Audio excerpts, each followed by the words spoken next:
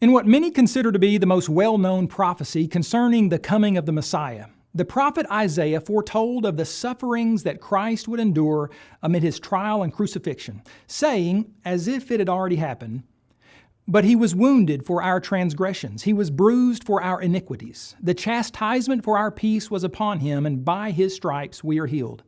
He was oppressed and he was afflicted, yet he opened not his mouth. He was led as a lamb to the slaughter, and as a sheep before its shearers is silent, so he opened not his mouth."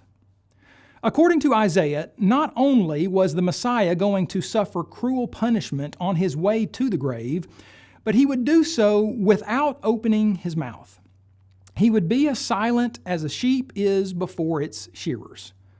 The problem that some have with this passage is that the gospel writers indicate that Jesus did open his mouth before his accusers, and also later while hanging on the cross.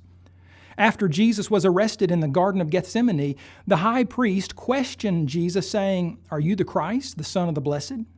Jesus responded not with silence, but with two statements that infuriated the Jewish council. He said, "I am, and you will see the Son of Man sitting at the right hand of the power and coming with the clouds of heaven."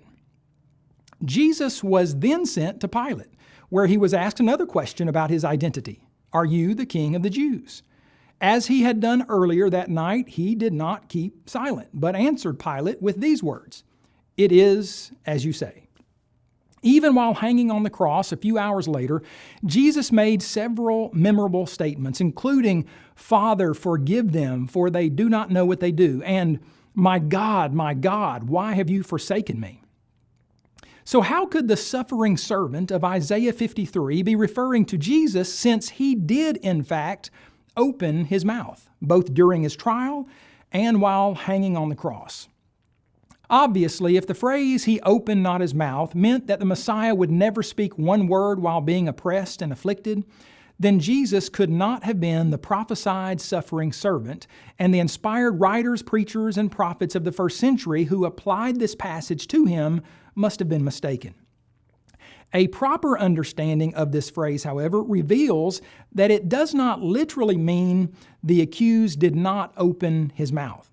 First, not even the skeptic would interpret this verse to mean that the suffering servant literally kept his mouth closed, that if he ever separated his lips so as to allow air, water, or food to enter his mouth, then the prophecy would be annulled. Such would be a ridiculous interpretation of the phrase, "he opened not his mouth," because in this passage, Isaiah clearly used the word mouth and used it to refer to what the mouth does. It aids in speaking, a figure of speech known as metonymy of the cause. Second, the phrases "open the mouth" and "do not open the mouth" are Hebrew idioms appearing both in the Old and New Testaments, which frequently are used to refer more to the length, freedom, or kind of speech, rather than whether one or more words actually are or are not spoken. When Jephthah, the 9th judge of Israel, listed in the book of Judges, spoke to his daughter following the victory that the Lord had given Israel over the Ammonites, he said, "Alas, my daughter, you have brought me very low. You are among those who trouble me, for I have given my word to the Lord, and I cannot go back." The phrase, "I have given my word to the Lord," in the New King James Version, is literally, "I have opened my mouth unto the Lord." Jephthah had already made a vow to the Lord, saying, "If you will indeed deliver the people of Ammon into my hands, then it will be that whatever comes out of the doors of my house to meet me, when I return in peace from the people of Ammon, shall surely be the Lord's, and I will offer it up as a burnt offering."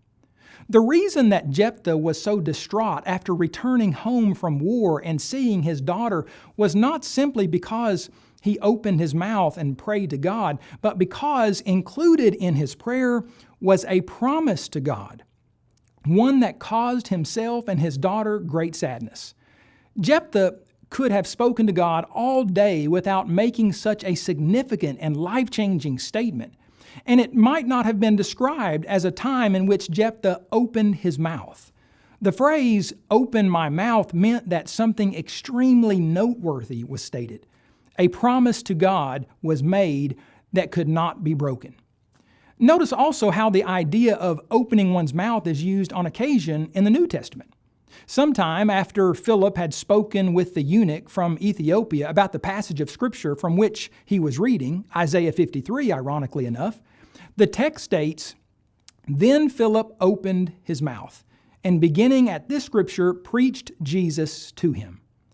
Notice that Philip had already been speaking with the eunuch and most likely had made other introductory comments to this stranger that are not recorded by Luke in the book of Acts.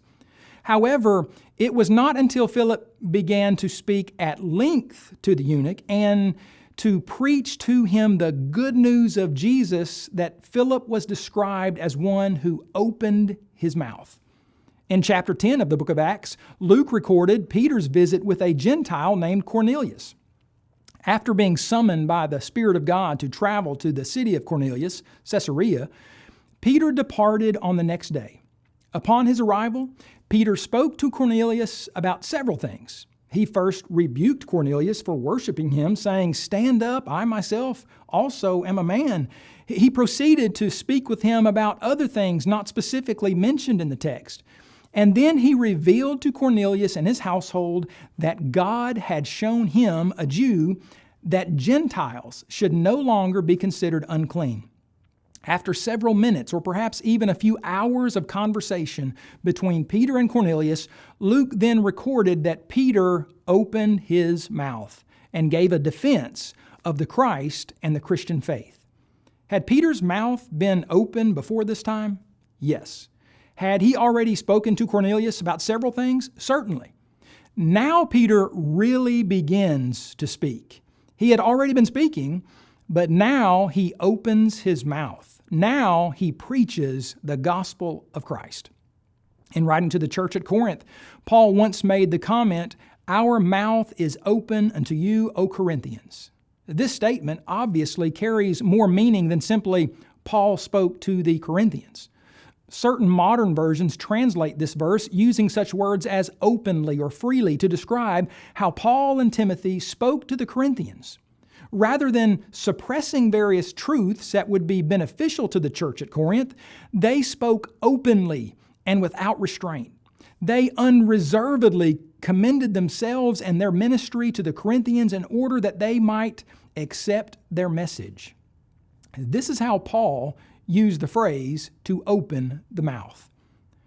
When the prophet Isaiah wrote that the suffering servant opened not his mouth while being oppressed and afflicted, he did not mean that Jesus would never utter a word from the time he was arrested in the garden until his death on the cross.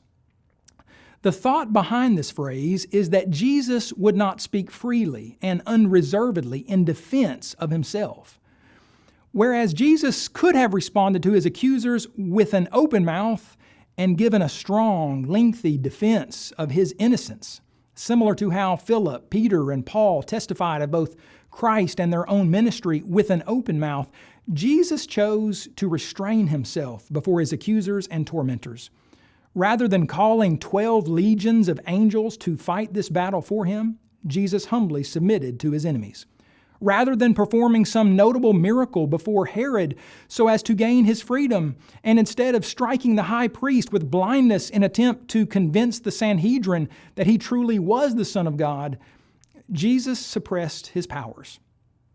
Less than 24 hours earlier, Jesus had healed Malchus's severed ear, yet Jesus did nothing to lighten his own affliction during his trial and crucifixion, not even mentioning the Malchus miracle so as to defend his deity. In light of what Christ could have done to his accusers and what oral defense he could have given before them on his own behalf, Jesus' passive submission before them is quite remarkable. Truly, when he was reviled, did not revile in return.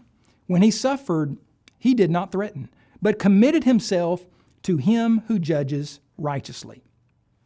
To prophesy that the suffering servant opened not his mouth is to use a Hebrew idiom and hyperbolic expression, which means that Jesus refrained from giving an exhaustive legal defense on his own behalf. During much of his affliction and oppression, he was completely silent. At other times, he spoke only a few words, none of which comes close to being the kind of defense he could have offered on his own behalf had he been trying to avoid persecution and crucifixion.